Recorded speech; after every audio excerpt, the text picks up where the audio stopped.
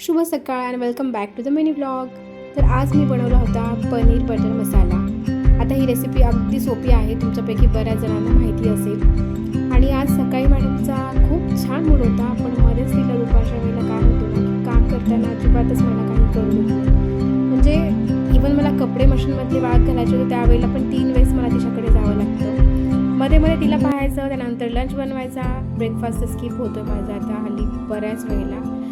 इथे ट्रायंगल शेपमध्ये मी पनीर कट केलं होतं. टमॅटो, कांदा, खोबरं आणि काजू तेलामध्ये छान परतवले होते आणि मिक्सरमध्ये बारीक केले होते. त्यानंतर एकीकडे कढईमध्ये तेलही ठेवलेलं होतं. तेल गरम झालं त्यानंतर त्यामध्ये पेस्ट टाकली आणि इथे मी पनीर मसाल्यामध्येच दुधामध्ये मी ॲड करते पनीर मसाला आणि कश्मीरी लाल मिरच आहे, जे कलरमुळे छान येतं, टेस्ट पण छान लागते, त्यामुळे तेही मी ते सोबत ॲड केलं होतं. ह्या सगळ्याची पेस्ट केली आणि तीही कढईमध्ये टाकलेली आहे. ते छान परतवले, एकजीव केलं अगोदर आणि मध्ये मध्येच मॅडमची झोप झाल्यानंतर आवाज येत होती ती मला.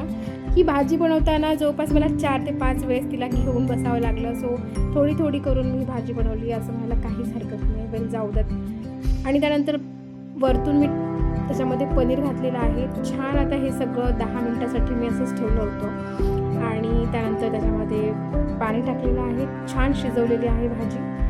तुमची रेसिपी अशीच आहे का ते मला कमेंटमध्ये नक्की सांगा. त्यानंतर इथे भाजी रेडी झालेली होती. मला जाम भूक लागलेली होती, कारण ऑलमोस्ट मला 4 वाजता आजकाल लंच करायला. चला मी इथे लंच एन्जॉय करते आहे. तुम्ही जर चॅनलवरती नवीन असाल तर चॅनलला सबस्क्राईब नक्की करा, व्हिडिओला पण लाईक करा आणि